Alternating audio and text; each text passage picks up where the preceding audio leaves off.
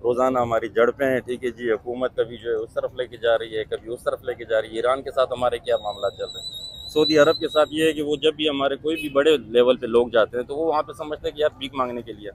इसके अलावा तो हमें वो किसी नज़र से ही नहीं देख रहे। जब तक हमने अपने पर्सनैलिटी चेंज नहीं की, जब तक हमने अपना विजन चेंज नहीं किया, जब तक हमने अपनी सोच नहीं चेंज की, मैं नहीं समझता कि ठीक है जी हमें कोई भी दुनिया में जो अच्छी नज़र से देखेगा। बाकी हमारे सूखे पूके कहने से कुछ नहीं होना। आप सूखा पूका कहते रहे कि हम बड़े ईमान वाले हैं, बड़े मजबूत है। ईमान के दर्जे तो हमने देख ली कि थोड़े से जो डंडे लितड़ पड़ जाते हैं तो उसके बाद जो ईमान हमारे निकल के सामने आ जाते हैं।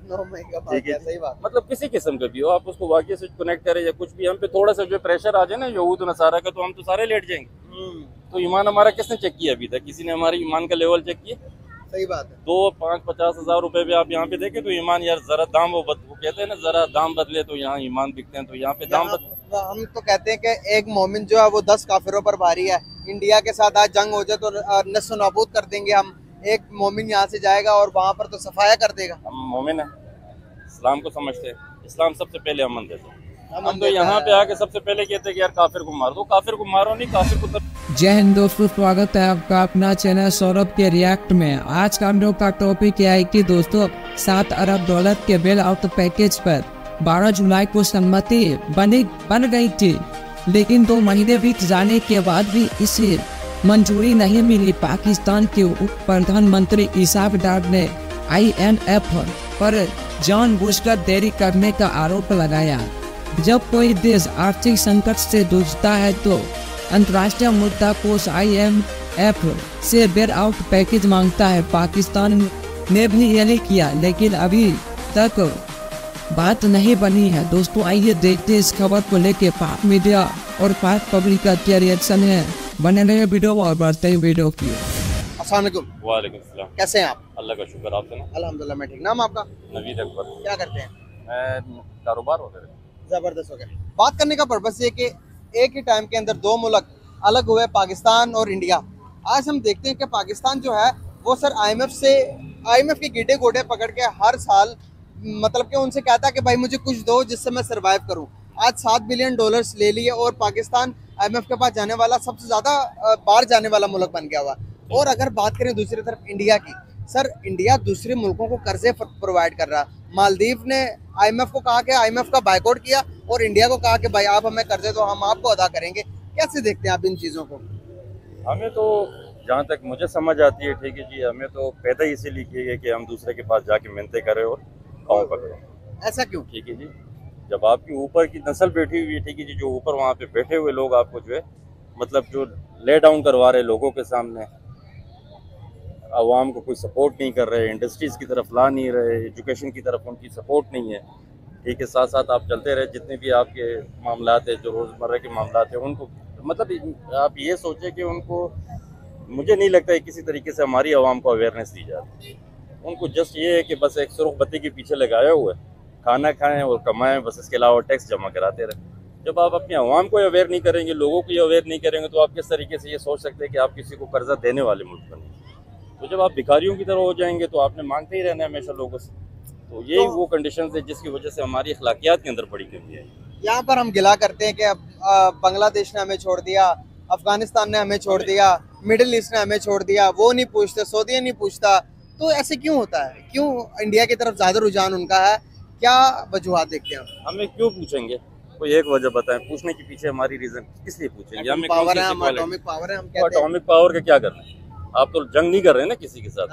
आप जंग तो नहीं कर रहे। अगर आप जंग करने जा रहे हो तो फिर तो एटॉमिक पावर है। हम मुसलमान है, ईमान है हमारा। ईमान है हमारा। मुसलमान तो वो भी सारे हैं। क्या बांग्लादेश मुसलमान नहीं है? क्या आप इराक को मुसलमान नहीं समझते?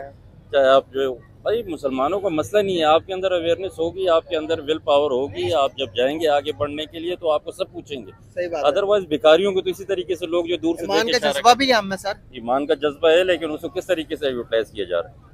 कभी आपने देखा है कि हुकूमत ने ईमान के जज्बों वाले को ला के जो है आगे फ्रंट पे बिठाया हो? कभी किसी मुफ्ती को, किसी आलिम को, किसी बड़े बंदे को उठा के आपने जो देखा हो किसी बड़ी पोजीशन पे ला के बिठाया हो? चोरों को ला के हम इकट्ठा कर देते हैं, चोरों को ला के हम फ्रंट पे बिठा देते हैं। मुस्लिम उम्मा तो एक जिस्म के माने थे हम। पूरे 57 कंट्रीज है मुस्लिम उम्मा। वो तो फिर सऊदी अरब को चाहिए कि वो किरदार अदा करे। हम तो फिर सऊदी अरब के बारे में बात भी नहीं कर सकते यहाँ पे बैठ। सही बात है। उम्मत के लीडर वही कर रहे हैं ना इस टाइम पे, और तो कोई नहीं कर रहे। अब पाकिस्तान नहीं ठेका उठाए, हमें उठा के जनाब हर जगह तो मुस्लिम उम्मा के साथ हम कर क्या सकते हैं? हमारे तो खुद हालात फाइनेंशियली इतने कमजोर है कि हम अपने मुल्क को नहीं सीधा कर सकते। सर हम तो समझते हैं सऊदीया भी बड़ा मुसलमान नहीं है, वहाँ पर हम समझते हैं कि वो भी सही काम नहीं कर रहे। वो मुसलमान तो हम बहुत अच्छे हैं सर, हम अच्छे होते तो हमारे ये हालात होते। हमारे अंदर जो करतूत है, जो हमारी जो गंदगी है हमारे अंदर, कभी हमने इस चीज़ को सोचा है कि यार इस चीज़ के अंदर किधर से हम गंदगी ढूंढ के ला के अपने अंदर डाली हुई? सर हम तो ये कहते हैं कि हम सबसे अच्छे मुसलमान हैं, सऊदीया से भी, गलत कहते हैं। मिडिल ईस्ट से भी, हर सबसे, तो हम सबसे अच्छी भी मुसलमान भी हैं, हर चीज हम में सबसे अच्छी। तो मुल्क के हालात ऐसे क्यों हैं? गलत कहते हैं, ये हमारी जो माइंड सेट बस बनाया कहते हुआ ही है है। ना, हमें माइंड सेट ही गलत बनाया हुआ है। जिसको जिधर जहाँ कुछ मिलेगा वो वहाँ पे जो अपनी चवल मार के चला जाएगा। इसके अलावा तो कहने से क्या होता है? मैं तो नहीं समझता हूँ कहने से हम अच्छे मुसलमान बन जाएंगे। करतूत हमारे क्या है? वो शक्ल मोमिनत है, करतूत काफर हमारे। इससे ज़्यादा तो हमारे पास कोई इस चीज़ के लिए नहीं है कहने के लिए। अब ये है कि अगर हम अपने अमाल को दुरुस्त करें, अपना किबला दुरुस्त करें, जो हज़रत मोहम्मद सल्लल्लाहु अलैहि वसल्लम आज के दिन है बहुत बड़ा, ठीक है जी, उनकी अहकामात को फॉलो अप रखें और कुछ नहीं, खाली बोलने से नहीं, अमल कर। ये अमल नबी की बात की तो नबी सल्लल्लाहु अलैहि वसल्लम ने, सहाबा तो इस बात पे भी डर के नबी सल्लल्लाहु अलैहि वसल्लम ने जब हकूक हमसायों के बताने शुरू किए तो हम सहाबी डर गए कि भाई हमसायों का जो हकूक है हमारी जायदाद के अंदर भी ना हो। तो और अब आप बताएं कि हमारे हमसायों के साथ ताल्लुकात कैसे हैं? हमारे हमसायों के साथ ताल्लुकात आपके सामने हैं। इंडिया से हम जो खामोश होकर बैठे हुए हैं, अफगानिस्तान के साथ हमारा किसी किस्म का कोई कारोबार नहीं चल रहा है। रोज़ाना हमारी झड़पें हैं, ठीक है जी। हुकूमत कभी जो है उस तरफ लेके जा रही है, कभी उस तरफ लेके जा रही है। ईरान के साथ हमारे क्या मामला चल रहे हैं? सऊदी अरब के साथ ये है कि वो जब भी हमारे कोई भी बड़े लेवल पे लोग जाते हैं तो वो वहाँ पे समझते हैं कि यार भीख मांगने के लिए। इसके अलावा तो हमें वो किसी नज़र से ही नहीं देख रहे। जब तक हमने अपनी पर्सनैलिटी चेंज नहीं की, जब तक हमने अपना विजन चेंज नहीं किया, जब तक हमने अपनी सोच नहीं चेंज की, मैं नहीं समझता कि ठीक है जी हमें कोई भी दुनिया में जो अच्छी नज़र से देखेगा। बाकी हमारे सूखे पूके कहने से कुछ नहीं होना। आप सूखा पूका कहते रहे कि हम बड़े ईमान वाले हैं, बड़े मजबूत है। ईमान के दर्जे तो हमने देख ली कि थोड़े से जो डंडे लितड़ पड़ जाते हैं तो उसके बाद जो ईमान हमारे निकल के सामने आ जाते हैं। ठीक है, सही बात। मतलब किसी किस्म का भी हो, आप उसको वाकई से कनेक्ट करें या कुछ भी, हम पे थोड़ा सा जो प्रेशर आ जाए ना यहूद नसारा का, तो हम तो सारे लेट जाएंगे। तो ईमान हमारा किसने चेक किया अभी तक? किसी ने हमारे ईमान का लेवल चेक किया? सही बात है। 2, 5, 50 हज़ार रुपए भी आप यहाँ पे देखें तो ईमान, यार जरा दाम वो कहते हैं ना, जरा दाम बदले तो यहाँ ईमान बिकते हैं। तो यहाँ पे दाम हम तो कहते हैं कि एक मोमिन जो है वो 10 काफिरों पर भारी है। इंडिया के साथ आज जंग हो जाए तो नस्ल नाबूद कर देंगे हम।